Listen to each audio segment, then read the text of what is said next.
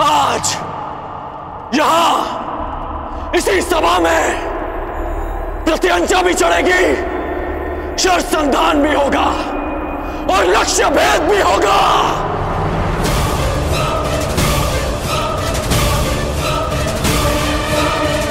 मैं परशुराम शिष्य राधेकर ये लक्ष्य भेद स्वयं करूंगा।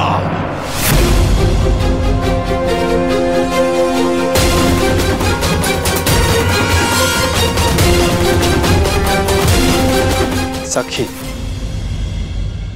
यदि तुम्हें ज्ञात हो कि अर्जुन जीवित है तो क्या करोगे? वो सब जो मेरे जीवन का उद्देश्य पूरा कर सके, जो कि अर्जुन से विवाह के पश्चात ही संभव है। तो फिर देखो सखी, वो तीसरा वीर जो इस परीक्षण में सफल हो सकता है,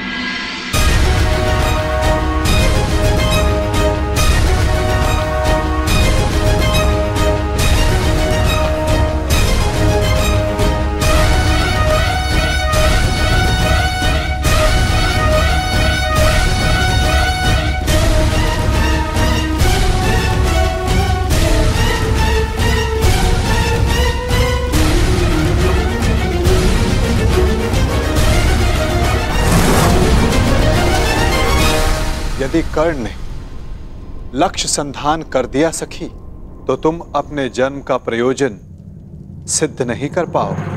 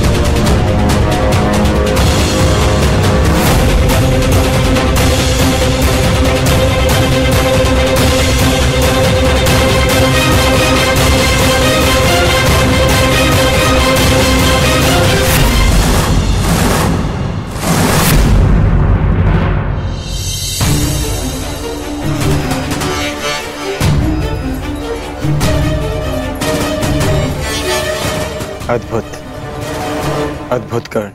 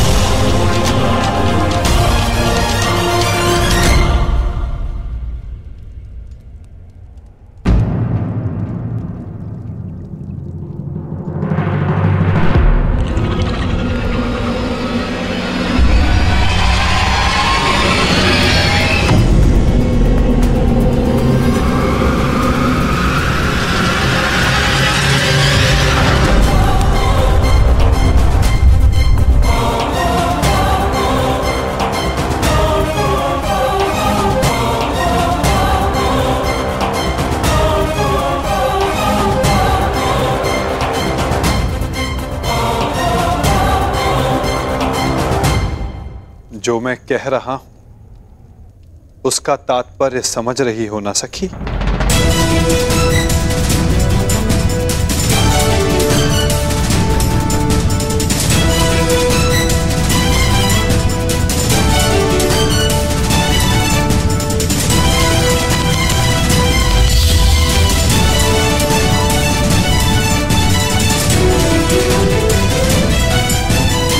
बिना देखे आपने लक्ष्य संधान कैसे किया?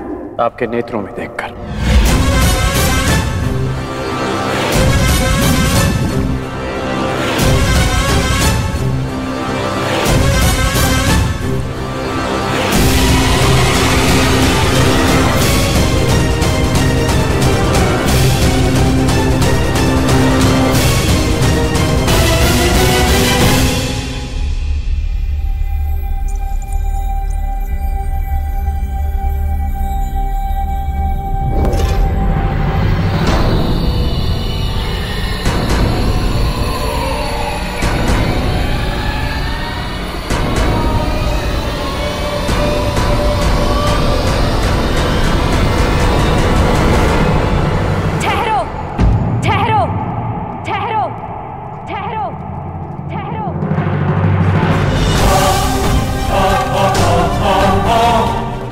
संधान नहीं होगा।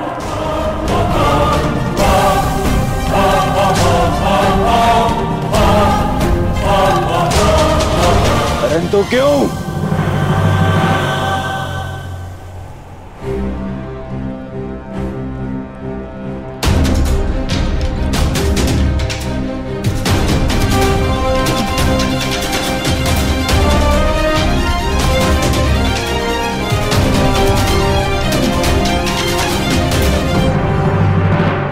क्योंकि मैं एक सूत पुत्र से विवाह नहीं करूंगी।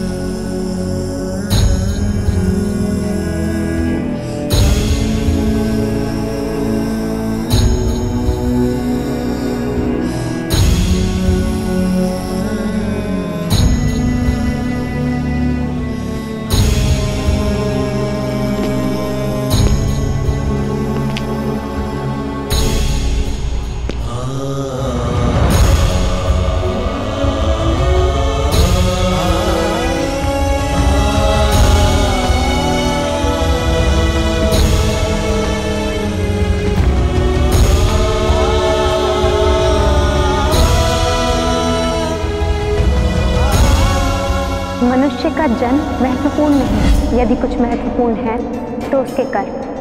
कर्म शब्दों से अधिक श्रेष्ठ माध्यम है मनुष्य और उसकी योग्यता के परिचय का।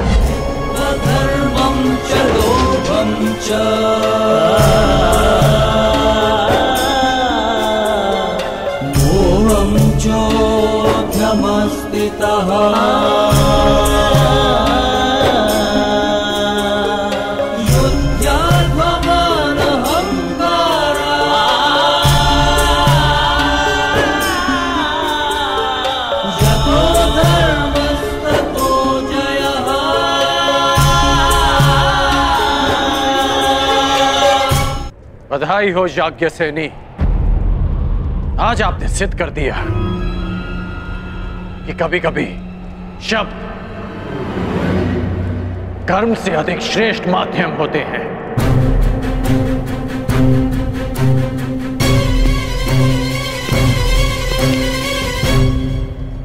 व्यतीत ना होकर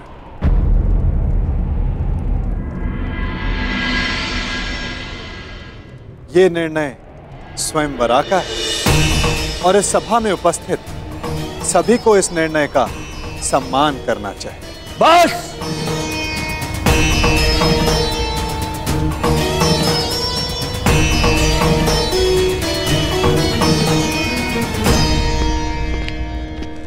बस पांचाल नरेश बस। ये कैसा खेल है? आप अपनी पुत्री का विवाह करवाना चाहते भी थे या नहीं?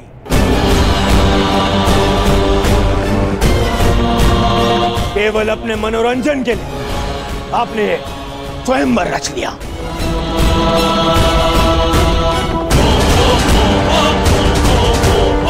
आपने आर्यव्रत के बड़े बड़े शूरवीरों को यहां आमंत्रित किया। किसी को ज्ञात भी नहीं था कि परीक्षण में होने क्या वाला है। फिर एक विचित्र सी शर्त रख दी आपने स्वयंवर की, और जब अंगराज इस परीक्षण में सफल होने वाले थे तो आपकी पुत्री द्रौपदी ने इन्हें रोक दिया।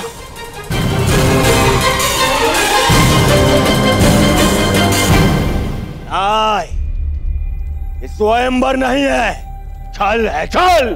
युवराज दुर्योधन, ये स्वयंवर पांचाली के विवाह के लिए रचा गया है हस्तिनापुर युवराज दुर्योधन। और स्वयंवर स्पर्धा नहीं होती, स्वयंवरा को अधिकार है अपने वर के चयन करने का, जिसका द्रौपदी ने प्रयोग किया।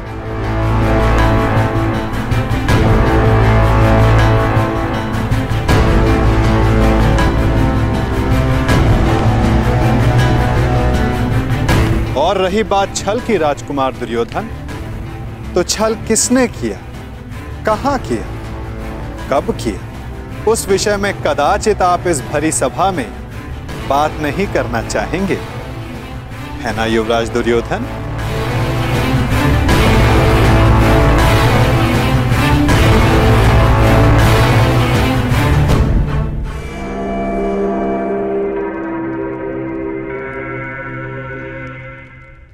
सम्राट!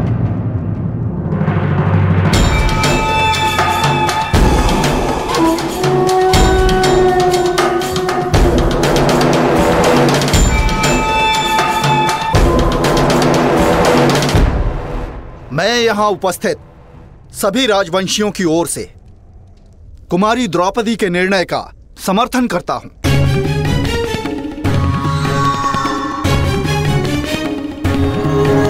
मुझे तो युवराज दुर्योधन की सोच पे आश्चर्य हो रहा है।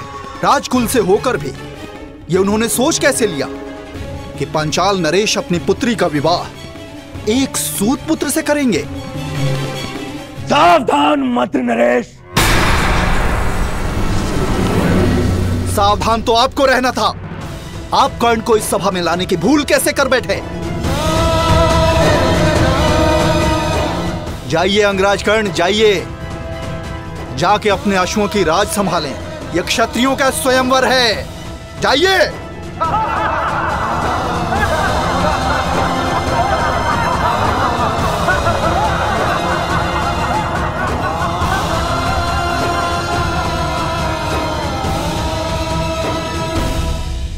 हाँ, हाँ, हाँ, मैं एक सूत पुत्र हूं।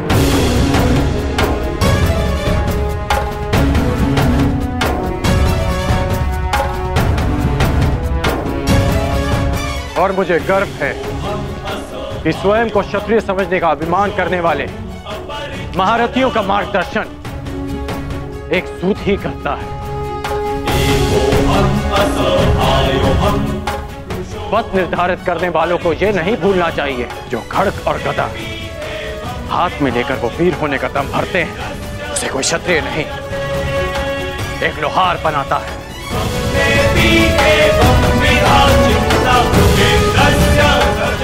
जो अन्न वो खाते हैं उसे किसान उपजाता है।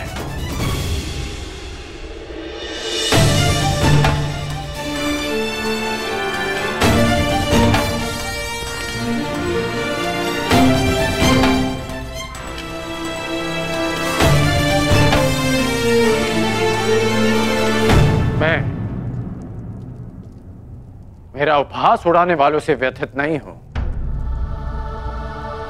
क्योंकि मैं इनकी सोच वर्षों से जानता हूं।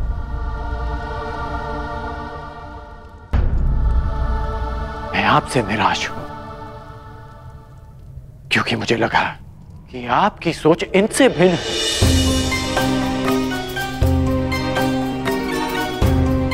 इस अपमान को सहने की क्षमता स्वयं में लाने के लिए मुझे वर्षों लग गए, परंतु आश्चर्य इस बात का है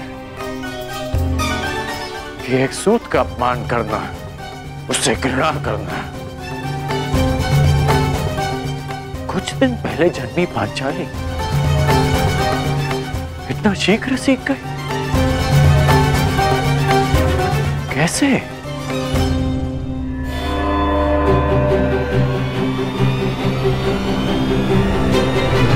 कुछ दिन पहले जन्मी पांचाली इतना शीघ्र सीख गए। कैसे?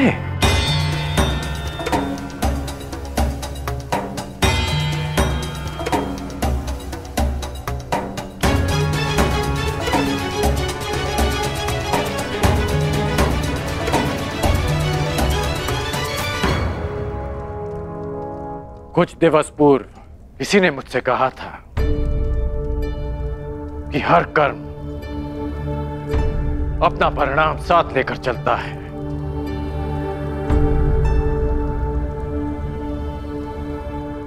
तो सुनिए याज्ञसेनी कि जो आज आपने मेरा अपमान किया, उस अपमान का परिणाम आपको अवश्य मिलेगा।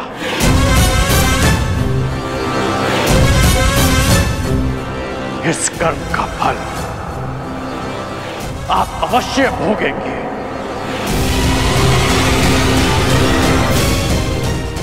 आपके शब्दों के गूंज का नाद जीवन भर आपको सुनाई देता रहेगा। स्मरण रहे।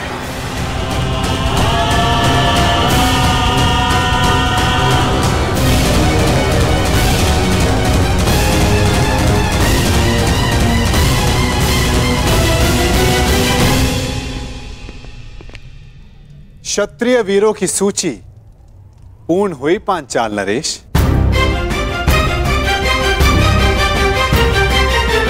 प्रतीत होता है कि अब और कोई नहीं जो इस परीक्षा में सफल हो सके।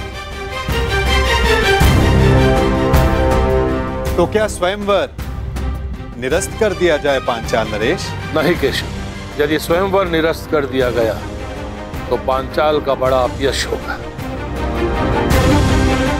कोई उपाय सोचिए।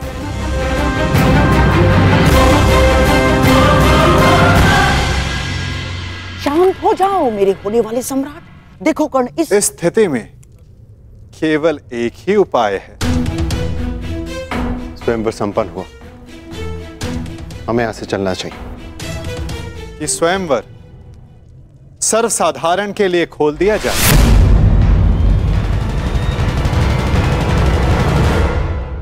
किसी को भी लक्ष्य भेद करने का अधिकार और अवसर दिया जाए।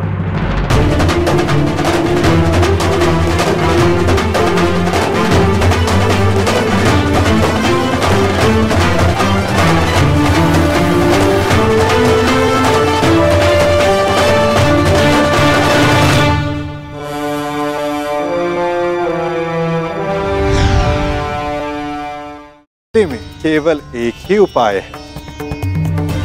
स्वयंवर संपन्न हुआ, हमें यहां से चलना चाहिए। कि स्वयंवर सर्वसाधारण के लिए खोल दिया जाए। किसी को भी लक्ष्य भेद करने का अधिकार और अवसर दिया जाए।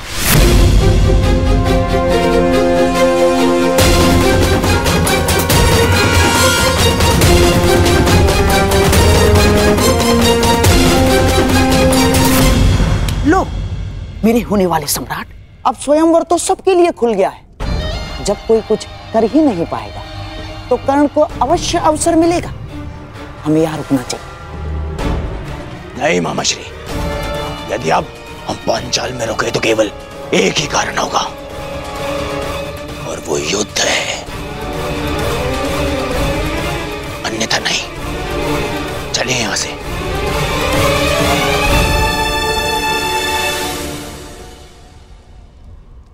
अब तो स्वयंवर सबके लिए खुला है, फिर भी कोई समक्ष नहीं आ रहा। क्या मेरी पुकार योद्धाओं तक नहीं पहुंच पा रही?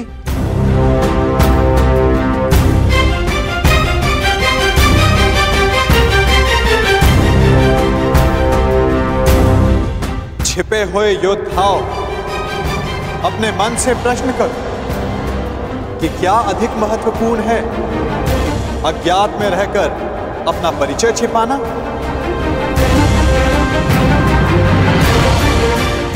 पराक्रम से अपना अधिकार पाना, अपनी श्रेष्ठता सिद्ध करना?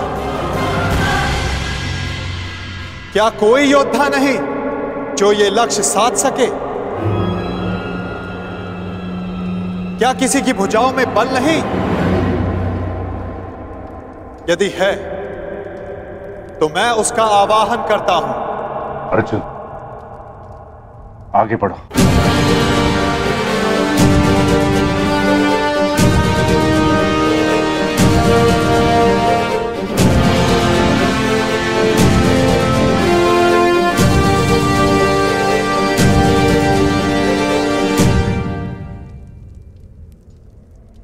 ये लक्ष्य मैं साधूंगा।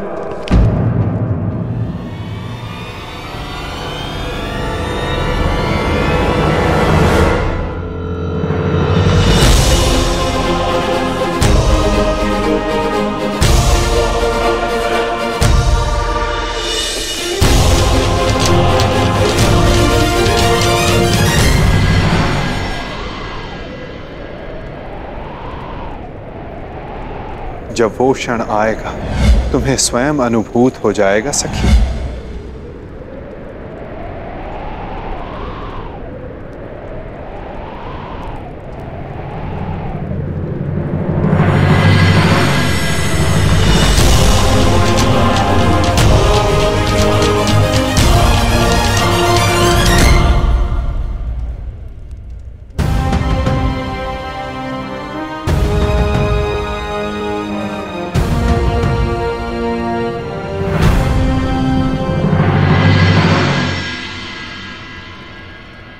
पहले एक सूत पुत्र आया और अब ब्राह्मण। सत्य कहा था देवकी नंदन ने, ये स्वयंवर तो अविस्मरणीय रहेगा।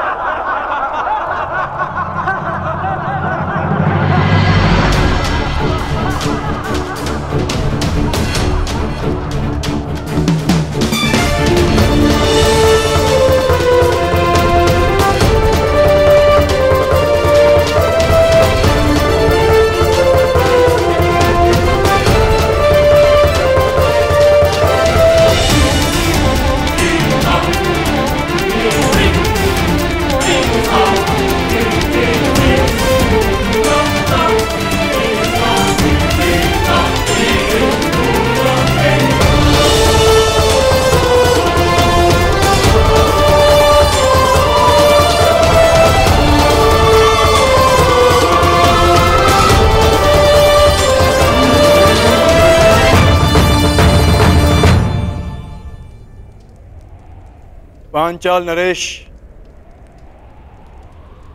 लक्ष्य संधान की अनुमति चाहूंगा।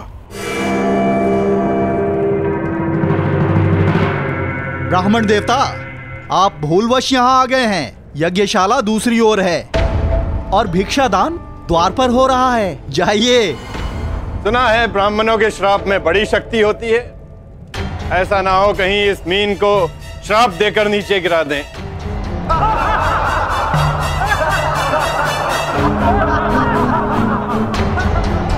ब्राह्मण युवक, क्या तुम विवेक से यह निर्णय ले रहे हो? कदाचित तुम्हारी शिक्षा दीक्षा पालन पोषण इस परीक्षा के अनुरूप नहीं है। यहां उपस्थित सारे योद्धाओं का परिणाम तो तुम देख ही चुके हो।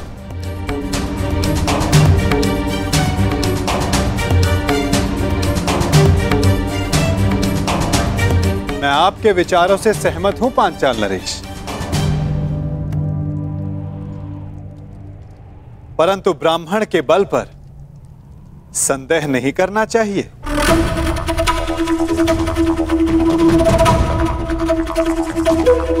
मानसिक दृष्टता शारीरिक बल से अधिक प्रभावी होती है।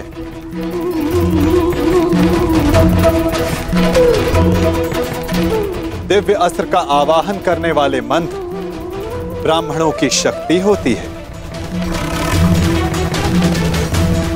और फिर श्री परशुराम भी ब्राह्मण ही तो हैं। क्या उनकी शक्ति पर किसी को संदेह है?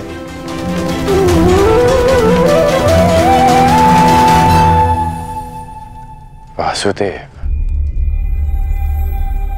इस युवक को अनुमति दिलाने के लिए इतना बल क्यों दे रहे हैं? छोड़ो ना मित्र, जितना अपमान सहना था सह लिया। अब यहां रुकने का कोई अर्थ नहीं। चलो यहां से। रुको, मैं ये देखना चाहता हूं कि यहां क्या होने जा रहा है। और जैसा कि मैंने पहले भी कहा पांचाल नरेश, ये स्वयंवर है। अंतिम निर्णय द्रौपदी का होगा।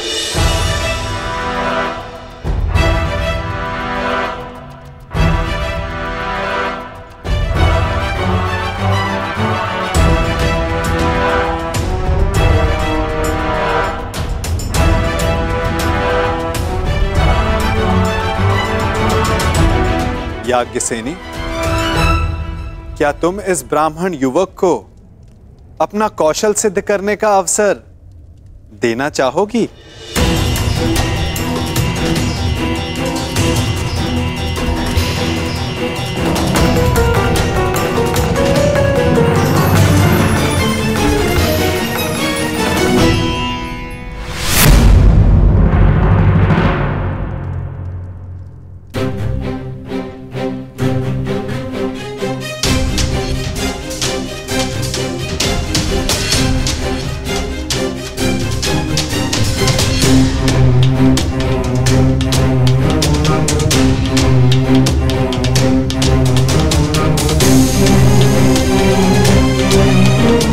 ब्राह्मण युवक, तुम्हें अनुमति है।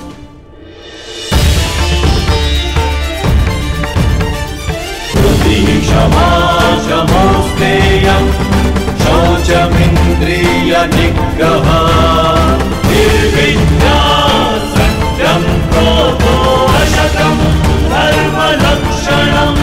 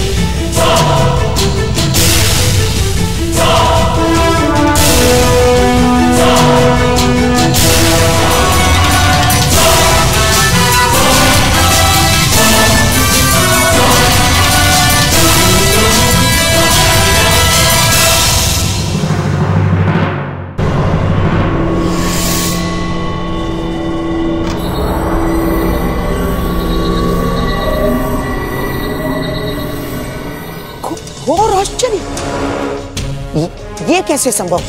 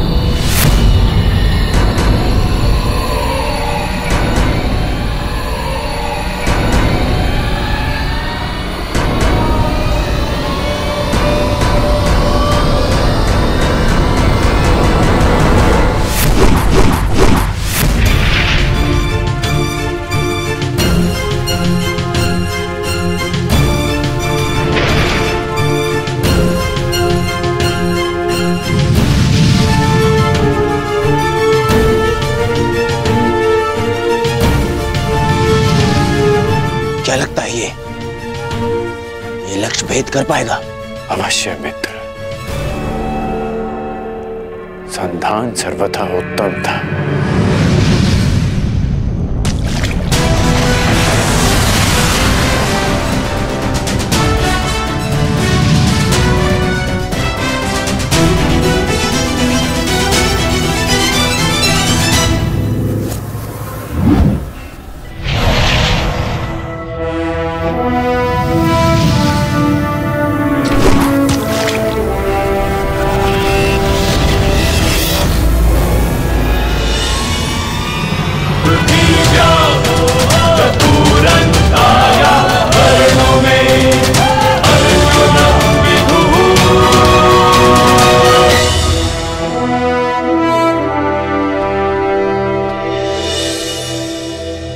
अब अपने वर का चयन तुम्हारे हाथों में है सखी। क्या तुम इस युवक का चयन करोगी?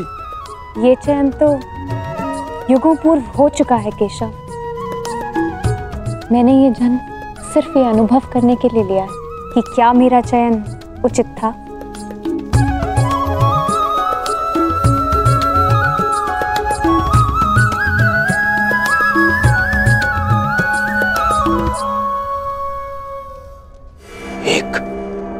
साधारण ब्राह्मण ने लक्ष्य भेद कर कैसे लिया? जो तुम्हारे सामने खड़ा है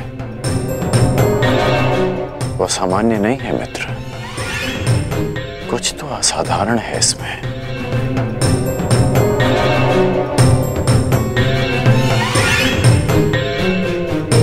जो मैं अनुभव कर रहा हूं वो असंभव से भी परे है।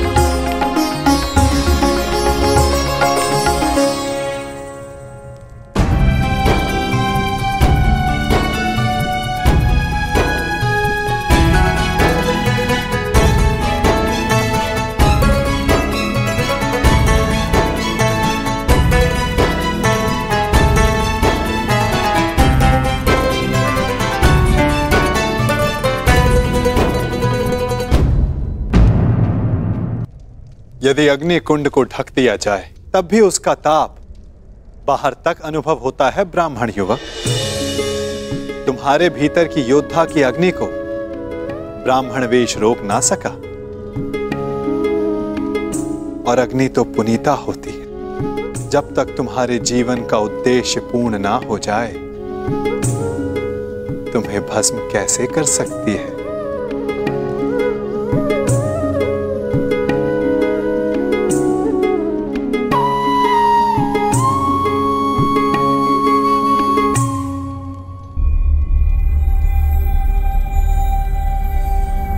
इतने विरोधियों के मध्य से स्वयंवरा को ले जाने का अनुभव मेरा भी रहा है। उस अनुभव के आधार पर तुम्हारे लिए एक सुझाव है। यहां से शीघ्र चले जाओ।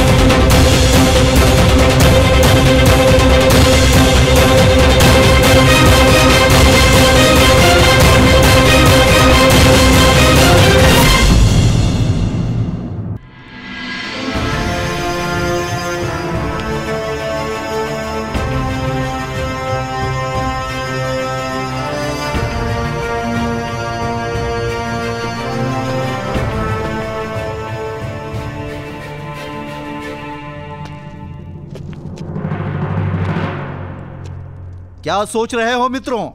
क्या मुख लेके जाओगे अपने प्रजाजनों के सम्मुख?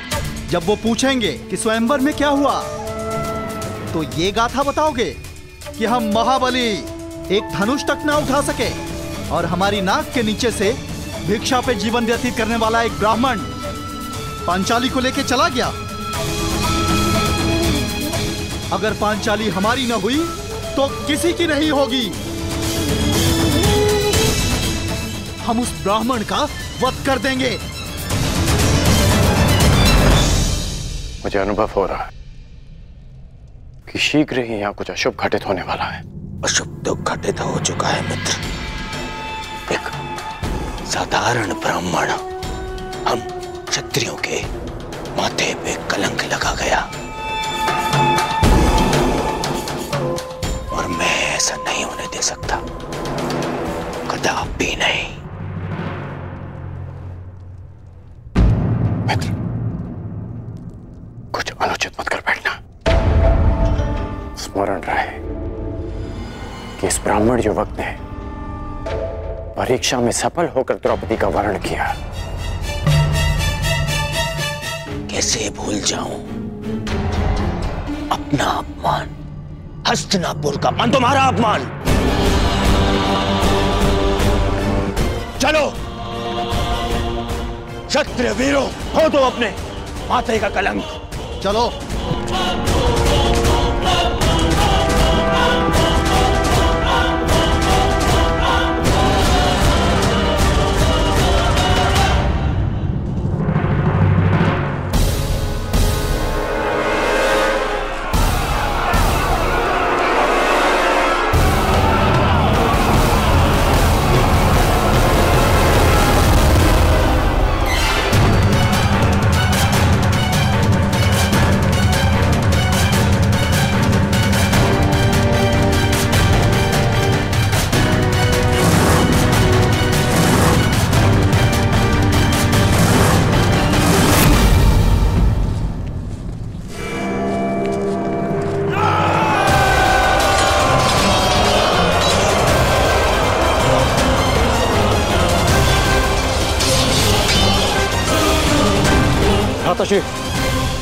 पांचाली को यहाँ से सुरक्षित ले जाइए। मैं भी युद्ध कर सकती हूँ। मुझे तुम्हारी क्षमता पर संदेह नहीं है पांचाली, परंतु तुम्हें भी अपने वर की योग्यता पर संदेह नहीं होना चाहिए। जब तक मेरी भुजाओं में बाण चलाने की शक्ति और छाती पर घाव सहने की क्षमता, तुम्हें अस्त्र उठाने की आवश्यकता नहीं पड़ेगी।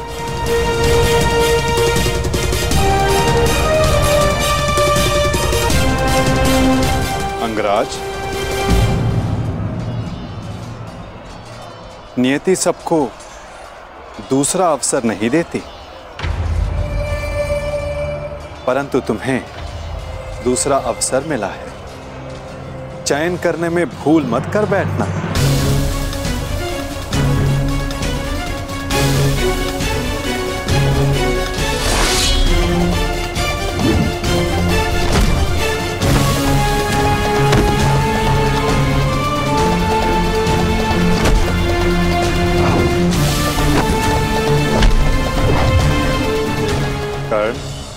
योद्धा का मन सदा युद्ध करने को ललायित रहता है, परंतु जैसे मैंने जरासंध से कहा था कि योद्धा वही होता है जो जब तक हो सके युद्ध को टाले।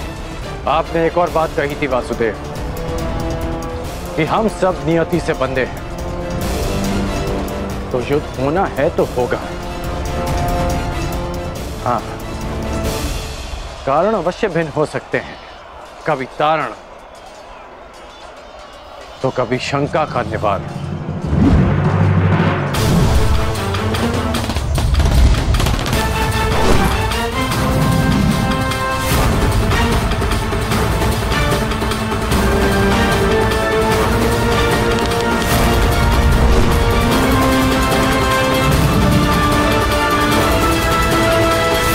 कैसी शंका अंगराज?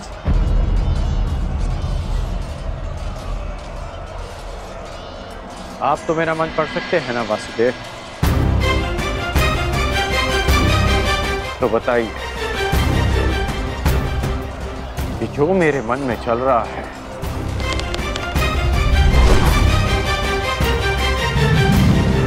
क्या वो सत्य है? सत्य तो कुछ भी हो सकता है अंगराज, बस उसे सिद्ध करने के लिए प्रमाण की आवश्यकता होती है।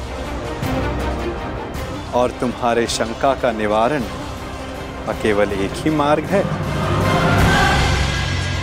तो प्रमाण के लिए ही युद्ध होगा। जिस प्रकार हर मनुष्य एक दूसरे से भिन्न होता है, उसी प्रकार हर धनुर्धारी के बाणों की चाल भी एक दूसरे से भिन्न होती है। हम सब नियति से बंधे, युद्ध होना है तो होगा। हाँ, कारण अवश्य भिन्न हो सकता है, कभी तारण, कभी शंका का निवारण।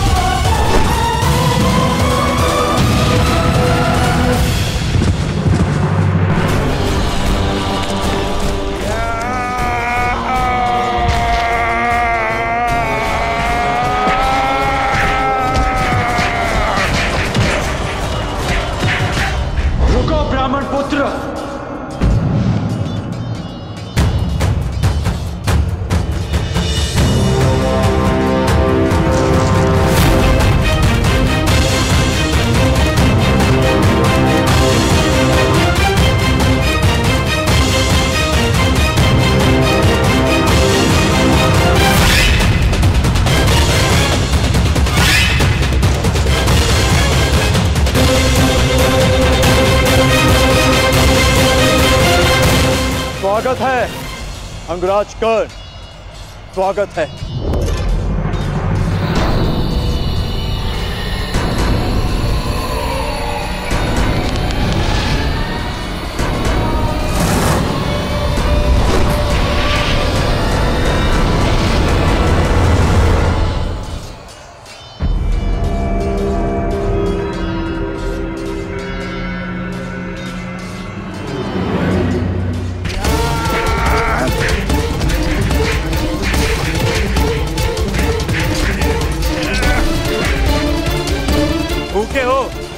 भूखे हो ब्राह्मण?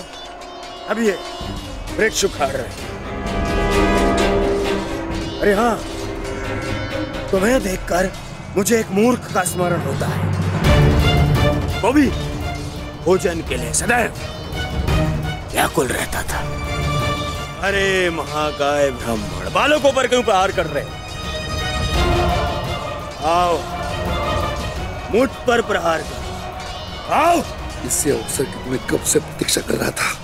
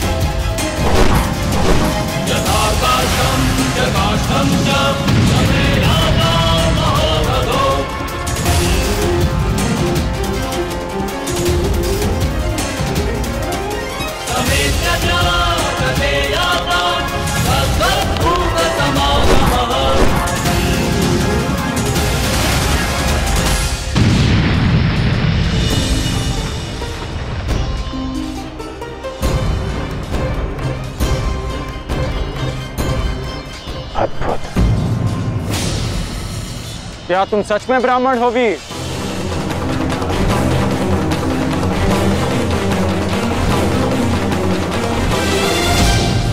क्या तुम सच में ब्राह्मण हो वीर? सोच लो, कभी कभी असत्य वचन का बहुत भारी मूल्य चुकाना पड़ सकता है। अंगराज, युद्ध में वाणी से नहीं, धनुष से काम लो, अन्यथा यही तुम्हारे अंतिम शब्द सिद्ध होंगे।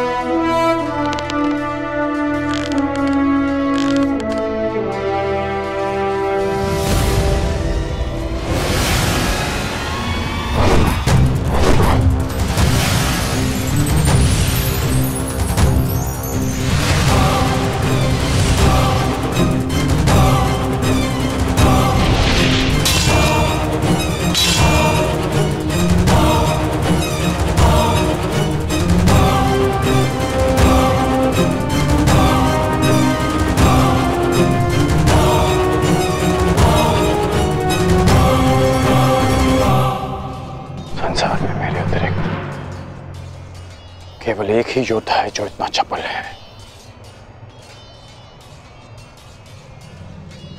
अर्जुन।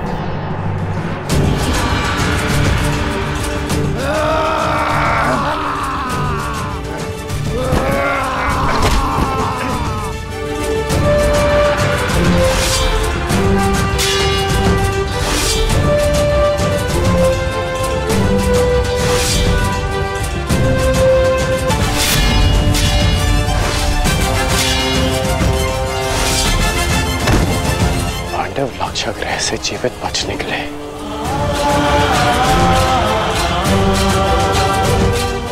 अर्थात माता कुंती भी सुरक्षित है।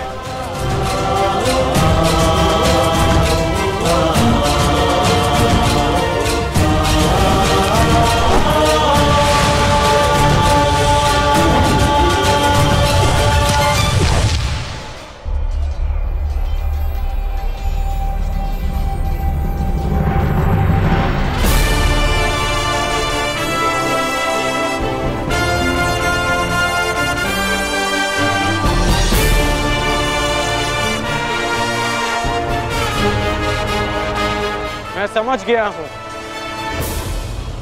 कि तुम एक महान योद्धा हो ब्राह्मण, और मैं ये भी जानता हूं कि तुम्हें इस युद्ध की आकांक्षा स्वयंवर में विजय की आकांक्षा से भी कहीं अधिक है। और आकांक्षा मेरी भी यही है कि ऐसे ही एक वीर से अपना अधूरा द्वंद्व पूर्ण करूं। परंतु वो अधूरा द्वंद्व युद्ध भूमि में पूर्ण होगा, किसी अभिमानी के स्वयंवर में नहीं। शंका का निवारण हो गया। अब इस युद्ध का कोई कारण शेष नहीं। मैं तुम्हारे उज्जवल भविष्य की कामना करते हुए इस युद्ध को यहीं समाप्त करता हूं। जाओ ब्राह्मण पुत्र, तुम्हारी माता तुम्हारी प्रतीक्षा कर रही होगी।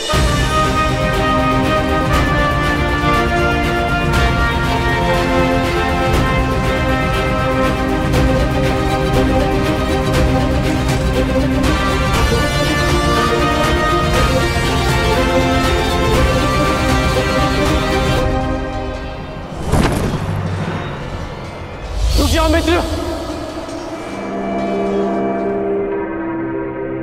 ये युद्ध यहीं समाप्त करो मित्र। विजेता को अपनी स्वयंवर आदर से ले जाने दो मित्र। नहीं मित्र, हम इन्हें मित्रों में वाद परिवाद नहीं होता। ये ब्राह्मण अपने उपहार का अधिकारी है।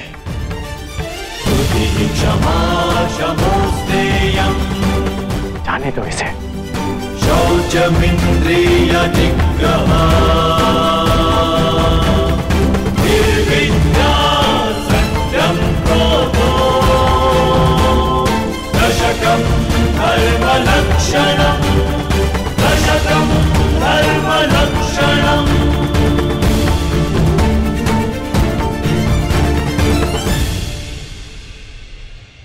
कुंती और पांडव जीवित हैं, मेरे मन से एक बोझ उतर गया। अन्यथा लाक्षागृह की वो अग्नि मेरे मन को सदैव जलाती रहती।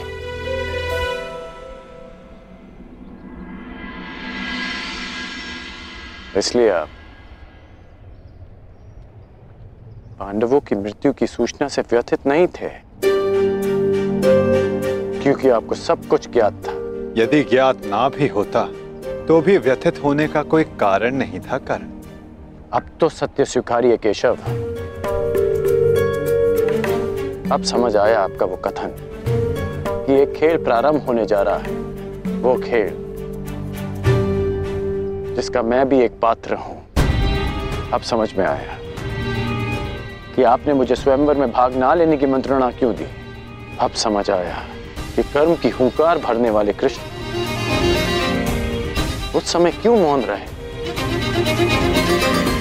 जब जन्म के कारण भरी सभा में मेरा उपहास उड़ाया गया।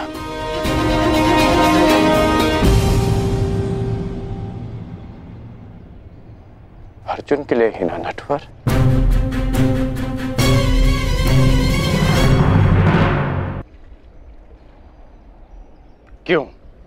क्यों किया आपने ऐसा? केवल अर्जुन को स्वयंवर में जिताने के लिए?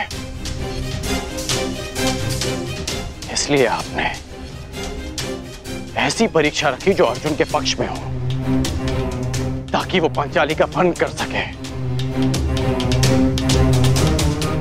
अर्जुन के लिए इतना झुकाव क्यों? उसके लिए मेरा अपमान क्यों? इतना बड़ा खेल क्यों? इतना पक्षपात क्यों? क्यों वासुदेव? क्या तुम ये कह रहे हो कि मैं पक्षपाती हूं मित्र? क्यों? क्या आप नहीं हैं? नहीं कर। मैं अर्जुन के उतना ही पक्ष में हूं जितना तुम्हारे पक्ष में। सत्य कहूं तो मैं सबके पक्ष में हूं और किसी के पक्ष में भी नहीं। ये तो कर्ता पर निर्भर करता है कि वो कौन सा पक्ष चुनता है मित्र। आप कुछ भी कहें, परंतु मुझे ज्ञात है कि ये खेल आप ही ने रचा है। ठीक है, यदि तुम ऐसा मानते हो तो क्या ये नहीं जानना चाहोगे कि मैंने ये सब कैसे किया? नहीं, मैं केवल ये जानना चाहूंगा कि आपने ये क्यों किया। प्रश्न बड़ा विकट है कर्ण। यदि विस्तार से इसका उत्तर दिया तो सुनने में तुम्हारा जीवन छोटा पड़ जाएगा, परंतु तुम्हारे शंका के निवारण के लिए मैं ऐसे संक्षिप्त में बताता हूं।